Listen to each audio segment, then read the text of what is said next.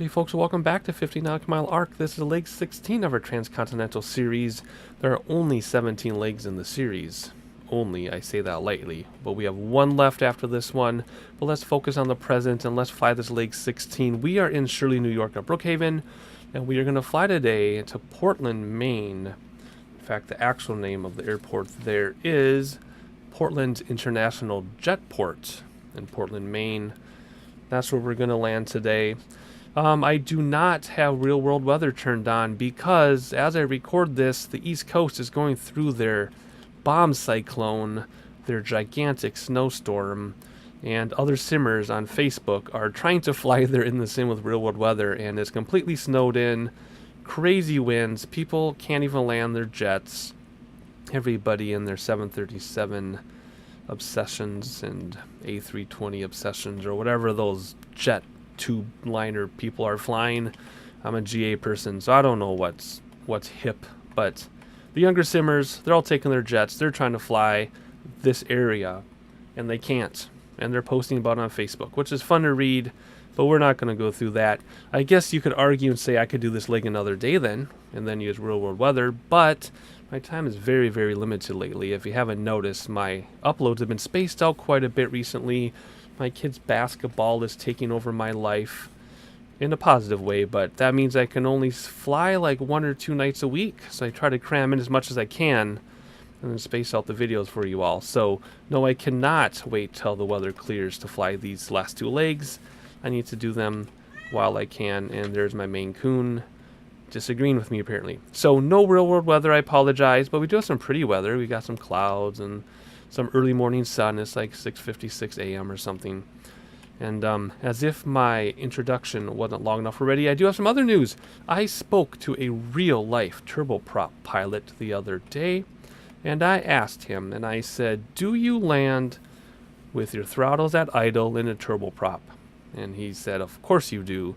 You land at idle just like you would in pretty much every other airplane.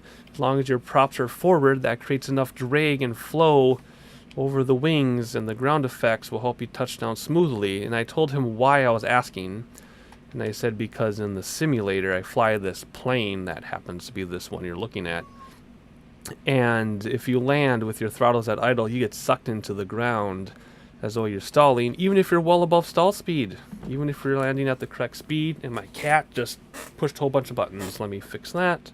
There we go. I have this huge Maine Coon who likes to join me. Anyway, I explained the situation. I said, I used to be able to land this plane just fine at X-Plane 10, but ever since X-Plane 11, I can't land this thing, and people are commenting about how terrible my landings are, and I was wondering if it's me, the sim, or the model. We already know it's not the sim because the sim was updated and improved. Of course, it could always be me, but I used to be able to land, so it's probably the model, and I didn't want to blame the model without doing research, and yes, it is the model. Carenado agrees. Carenado says their model is broken, and it is not my fault that I can't land this airplane. So, if you land like you're supposed to, throttles at idle, 104 knots, full flaps, and gear down, you should be able to touch down smoothly, just like you would in real life, and you can't. You will get sucked down to the ground, and those of you who are regular subscribers to the channel, sorry to put you through that conversation yet again. For those of you who are new to the channel, please subscribe, please like, stick around, and I'm not going to talk about that landing problem anymore, I hope, other than I got the word from the horse's mouth of how to land this thing, and I had been doing it correctly. The model is just broken, as are a few other models. It's not just this one that people complain about. But I wanted to do my research. If I just would have said, hey, the model's broken, that's a cop-out. I wanted to actually do the research, and now I can confidently say the model is broken, the sim is fine, and I'm fine. It's just a broken model. Now, you might say, okay, wait a minute there. How come other people on YouTube and on Twitch can land this thing perfectly fine?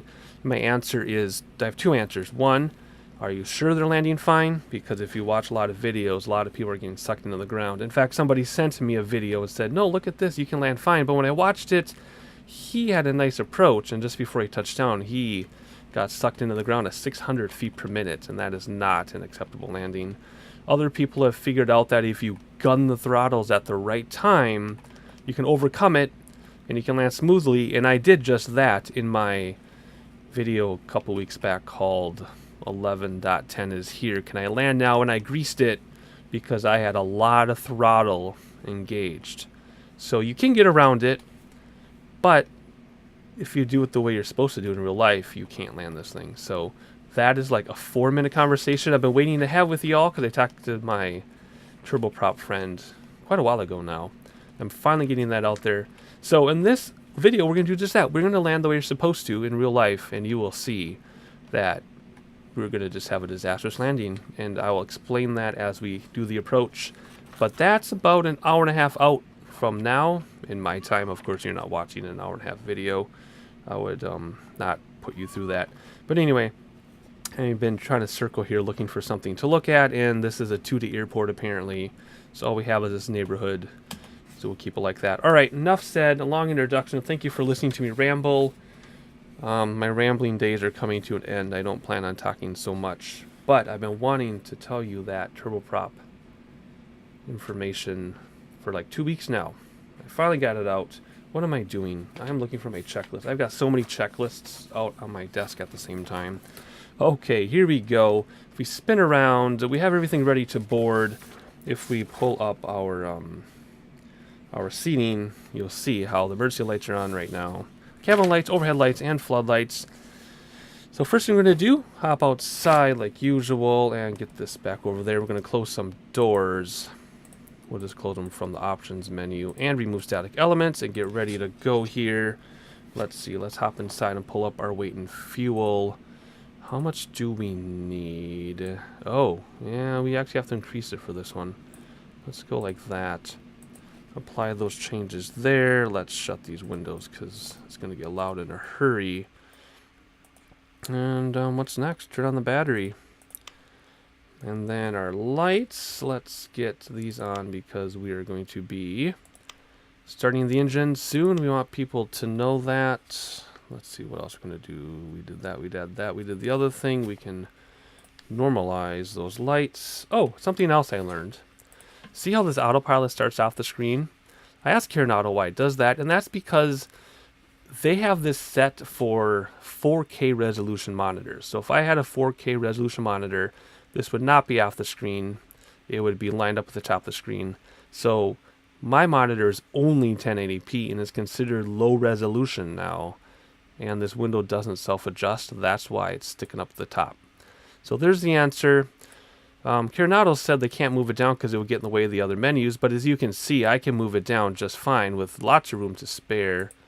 So anyway, that's just what it is. That's why it's off the screen, because it lines up with the frame of a 4K monitor apparently. Anyway, but then if it did though, it'd be too far to the right. Whatever, that's what they told me. I'll go with it. Good enough for me. It's not going to be changed, so I don't have anything to complain about because it's not going to change. So parking brake is set. Fuel switches. What's my new fuel switch preset?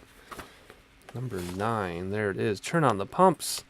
Auxiliary to auto. Let's check our main fuel, but we'll keep our auxiliary switch because it uses the auxiliary tank first.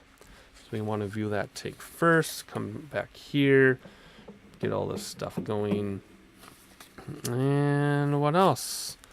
Auto igniter and the ignition switch.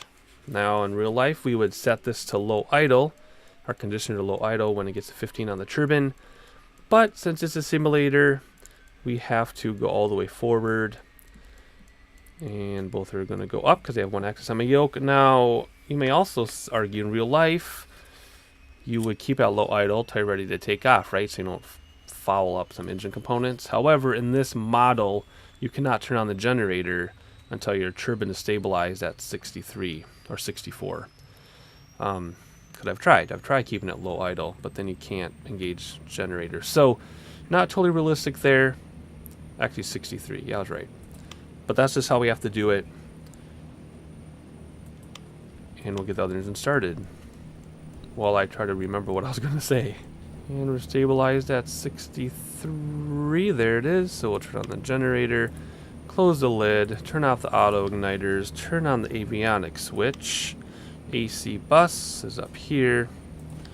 And then we have to sync our gyro until the model gets fixed. That's a whole nother conversation we're not going to have right now. Turn off external power. Rudder boost is between the seats.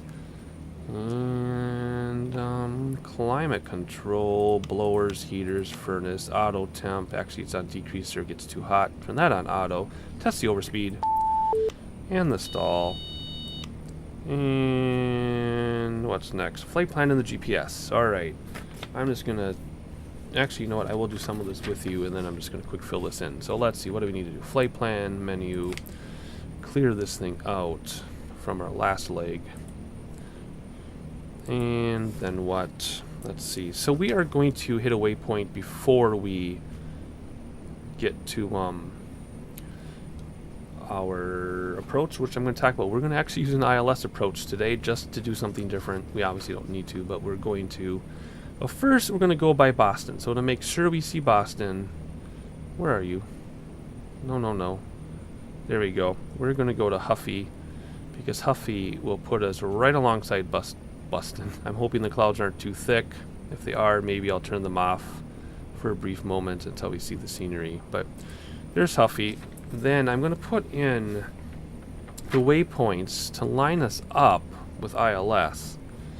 And then once we get lined up with ILS, we will switch to VLOC and then let autopilot go to ILS. So let's see, where do we want to enter this approach? No, let's enter at Buckstill. That's a much more reasonable approach. Otherwise, we're going to kind of make a U-turn after Boston. We don't need to do that. So let me get this in here quick, and then we'll talk about what we're doing. There we go. So we have the flight plan in there. We are going to go direct to Huffy, though. Like so. There's our flight plan. Is it going to show up? It is. All right, awesome. Now that's going to be CDI, but we do want to put in the localizer. Which, man, we haven't done this ever in this series. So let's see here. I want to be on... There we go. And then the localizer is 1099. Like so, right? 109.9, 109er, decimal 9er. And put that into there. And approach course is 110 when we need it. So anyway, we're going to fly towards airport. Once we get Buckstill lined up with Mena, then we'll switch over to localizer. By hitting CDI, it'll change that to VLOC. VLOC's already tuned in because it's short enough flight. I'm tuning in it now. We'll set our course 210. Let autopilot bring us in a little bit. We just have to manage our altitude. So let's just do our altitude now. Just because we're sitting here, why not? So we want to be at what? 2,300 at Buckstow. There we go. And 800 feet per minute. There we go. 2,300 feet mean sea level at Buckstow. And then we'll set our autopilot for 1,800 though on the way down because that's where we intercept the glide slope. And while we're here, let's just set this to cruise at 16,000. And there's, oh, there we go, there's that. I'm not going to duplicate my radio, my nav over here. Well, as we're set, I have hesitation in my voice because I haven't caught a glide slope in very, very, very long time. As long as we're 1,800 feet, though, we should be fine. All right, anyway, that is the flight plan part. Get our Avidyne set up like this. Weather's on, but there isn't any weather. We can just declutter that a little bit. What else? Radios. We did our radio. We did our VLOC. We turn on ATC, although we're not going to use it. I'm not worried about the altimeter and barometer because we don't have weather turned on. We are going to test our lights, though. And they all work like they're supposed to. Excellent. And now cabin pressure. Whoops, gotta do this first. Actually put the yoke back in. Turn those on. Come down here.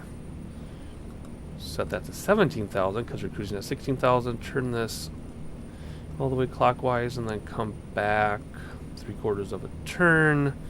Come back up here. Auto feathered arm. Where's that? Down there. Generator ties closed.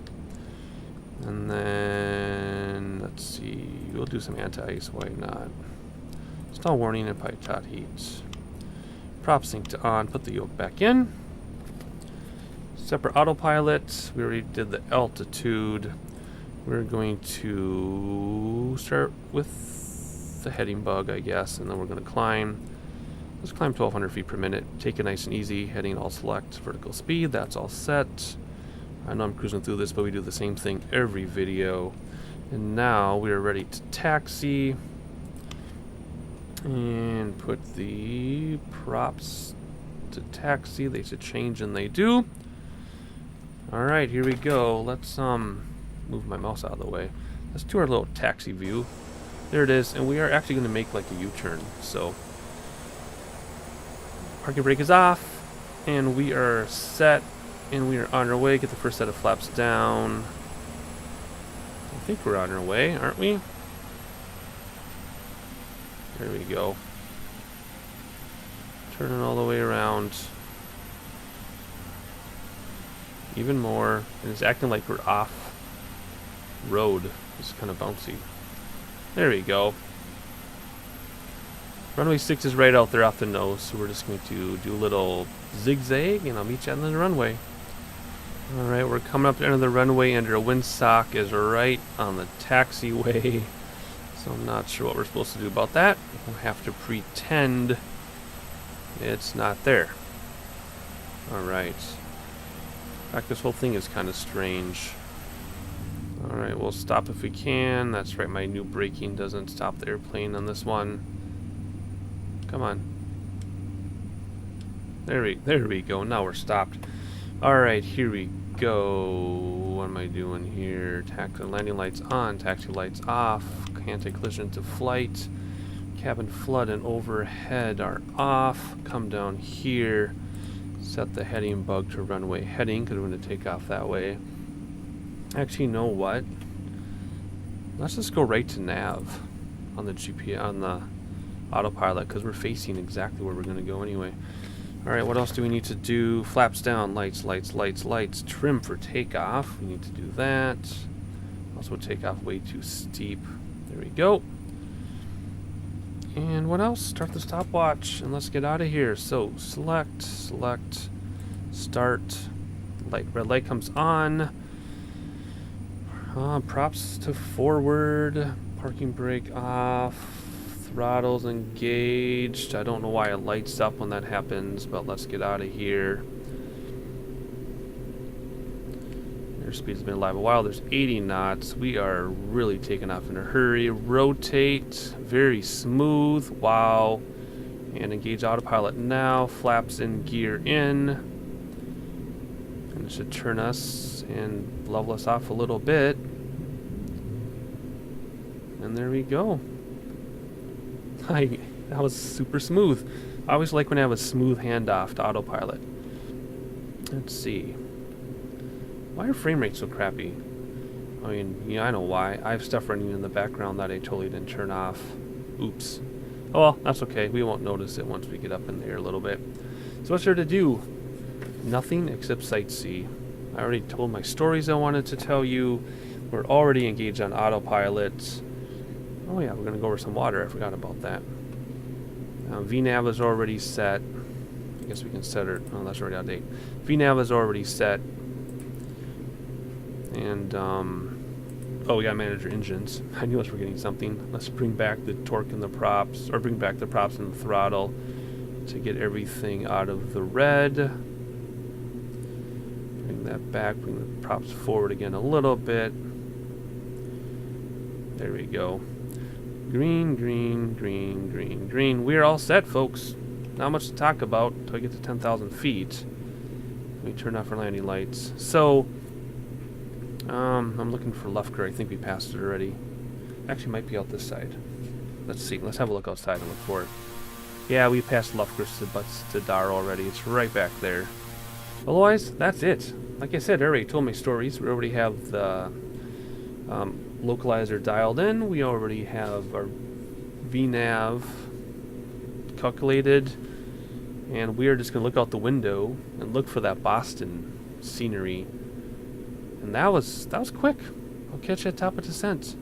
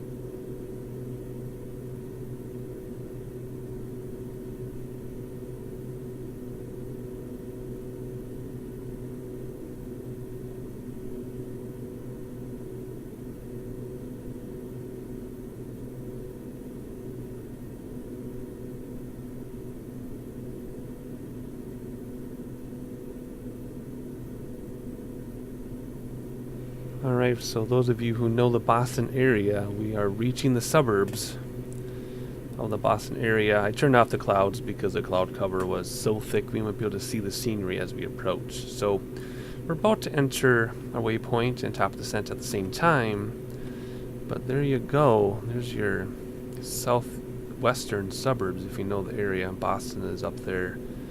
About the center of your screen, actually.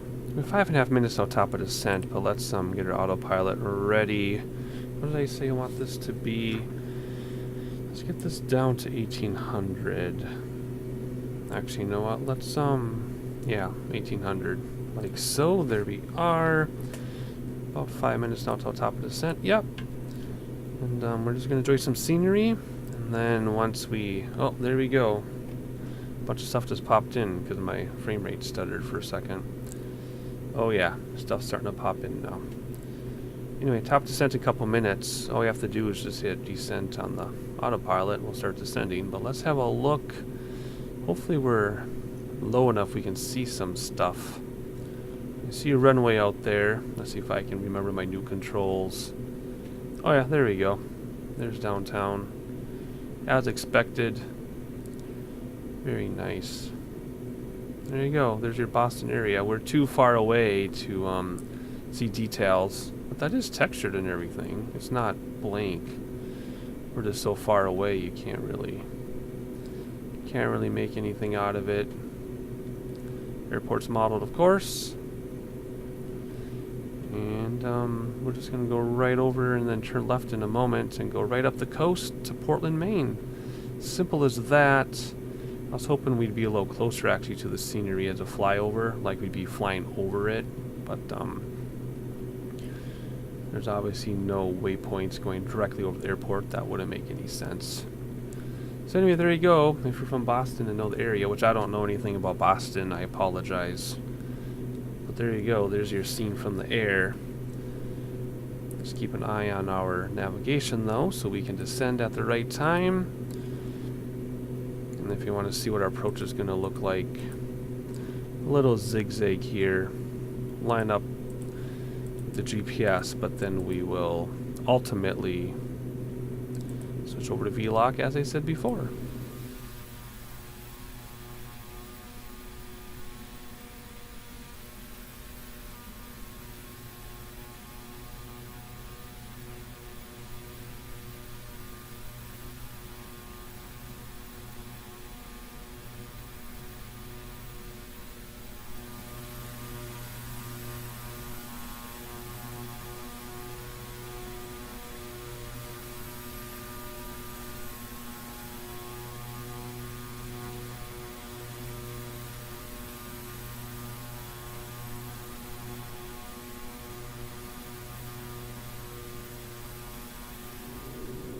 Alright, it's time to descend. So all we have to do on the autopilot is hit descend. And that'll give us 800 feet per minute. Alt select. Still using nav. We will not switch to V-Lock for a while. But we'll still keep the autopilot nav though. The autopilot will be nav. GPS will switch to V-Lock, and then we'll do approach on the autopilot when we're good and ready. But anyway, now we're in the northern suburbs of Boston along the coastline. This is HD Mesh version 4, by the way. So all I need to do now is just watch our speed, and I'll catch you when we get ready for our approach.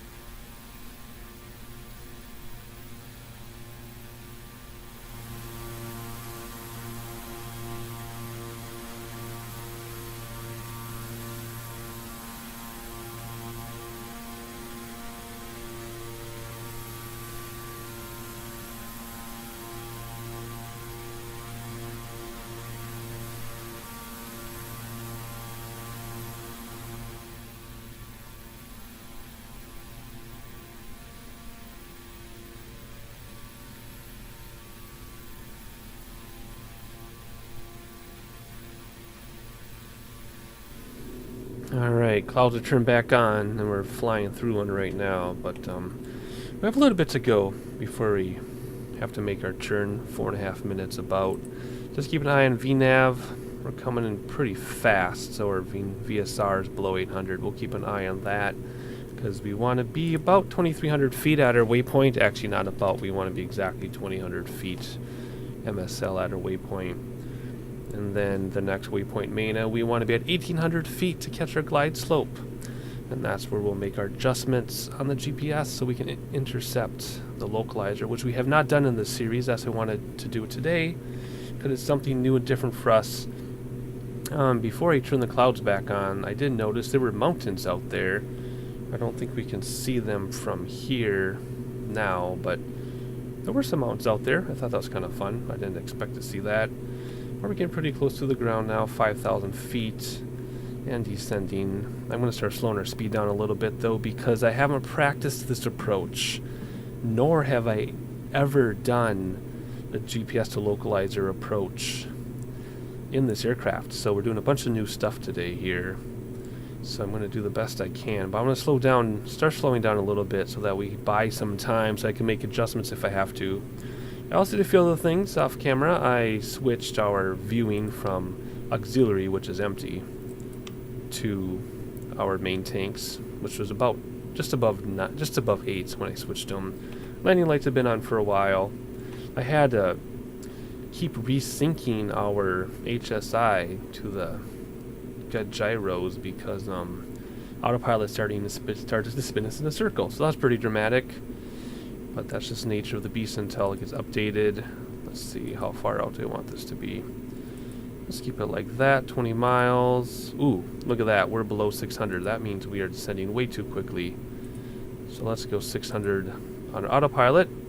That should bring up our VSR, I hope. Have to keep an eye on that, because we got 3 minutes to be at 2,300, and we're at 4,000 now. So we gotta start paying attention to what we're doing. These clouds are pretty low, but we're almost at the base of them, so we shouldn't have to worry about being fogged in like we were in the mountains when we crashed. If you haven't watched that leg, that is leg 13. The unlucky 13th leg of our series. We crashed. Spoiler alert, I guess I should have said. But anyway, this is very beautiful. This mesh is very beautiful. I like it, like everything about it. Now we're just going to sit here and start slowing down even more until we make that turn. As soon as we make that turn, we're going to switch over to the localizer. The localizer extends way out here, so we're definitely going to be right in the thick of it. So we should be able to make the switch pretty easily. What is this telling us? Nav data out of date. I know, I'm using the X-Plane 10 nav data. Alright, let's see. We're just going to focus and concentrate. Even though we're on autopilot, we still got to concentrate on what we're doing. Slowing the engines down a little bit more.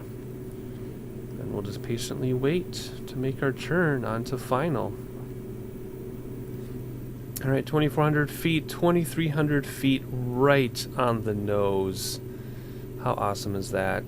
So now we're shooting for 1,800 feet. That means we got to come down 600 feet, or 500 feet now. 400 feet now in a minute, so we got to slow this down a little bit to 400 feet per minute, because we might be at 1,800 and we're already at 2,000, so we're coming down a little quick. So now, if we do this right, we should be able, actually first we want our course to be 110. We have to start slowing down now too, so we can get our gear and flaps. I see the runway. Let's move this to 110. There it is. I think that says 110, doesn't it?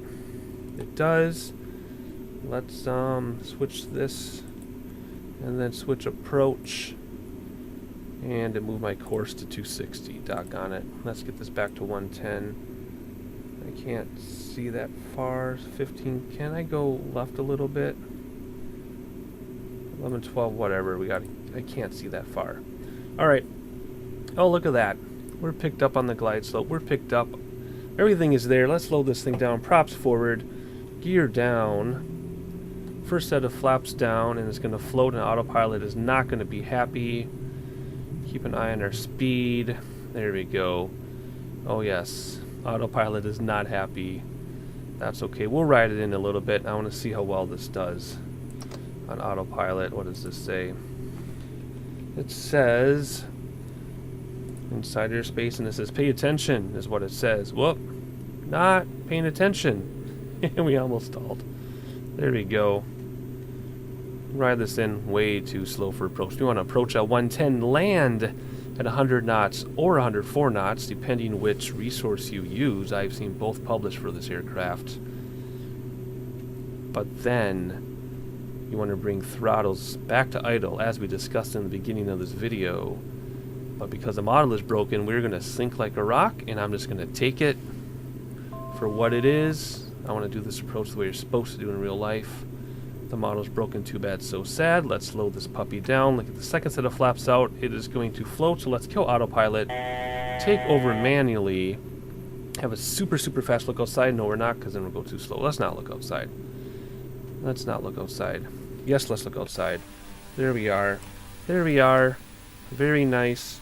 Let's fly an airplane. Okay, our approach is a little speedy, but that's okay. We will use pitch for speed and throttle, or pitch for speed and throttles for descent rate. And we got blown off because I looked outside, so let's get back on course. Here we go. There's a good approach speed. You'll see people approach at like 140 knots in this thing. And I don't understand why people do that. The published approach speed is 110, although we are going a little bit faster than that. We're doing 115, but so be it. Alright. Pitch for speed. And throttles are going to stay where they are because our descent is great. Although we do have 3 red, but that's fine. We're a little left of the runway. That's okay too. Gear down, flaps down, lights on, props forward. Approach speed is perfect. Descent rate is perfect. Let's see what happens here as we get closer. Alright, we're going to keep this speed just like it is. Let's get in the center of the runway here. A little bit to the right. Alright, and then the weather changes a little bit. Approach speed is spot on. Descent rate is spot on. Now we're to the left. Let's move a little bit over to the right. Aim for those numbers. There we go, getting a little high.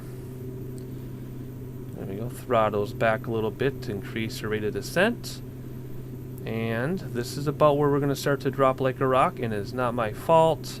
But here we go, look at this. We're going to touch down exactly where we want to touch down speed. Look at this. Buy the book and watch what happens. We sink hard, and that was not my fault.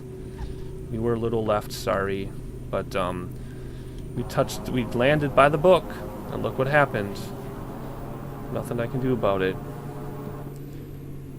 Aside from being a little to the left, that was great. Our touchdown speed was exactly right. Couldn't have been better there, but we got sucked down. Can't do anything about it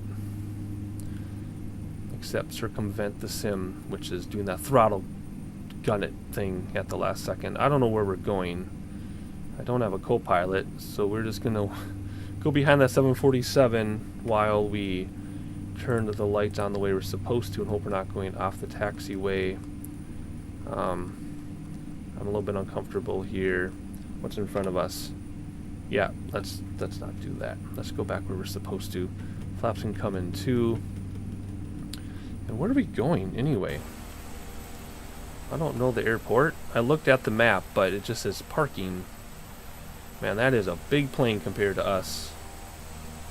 Beautiful though. Where are we gonna go? I don't know. Is there anything over there? There's some smaller hangars over there. Let's head that direction. I think we'll just head over here to these hangars.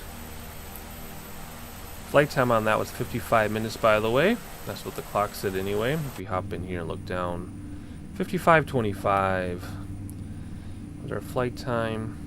And yes, I did flare in that, but it didn't matter because it sucked me down. We're going to review that landing in a second so I can talk it out. I just want to get parked here as quickly as possible But this is the longest leg I've done this entire series. And it's getting pretty late in real life, so I want to hang this thing up here as soon as we can. I think we'll just go over here maybe. Yep, there we go. Let's actually go all the way around. Like so. And park this thing.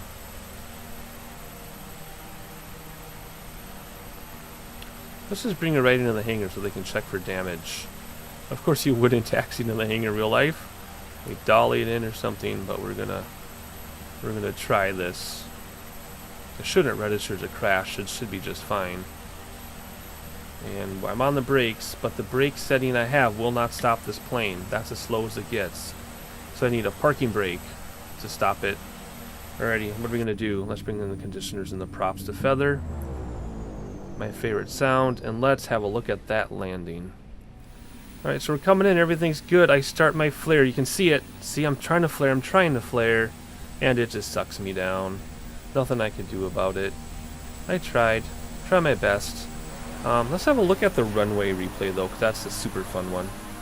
Coming in all nice and pretty. I had a nice approach though. I'm going to take credit for my approach.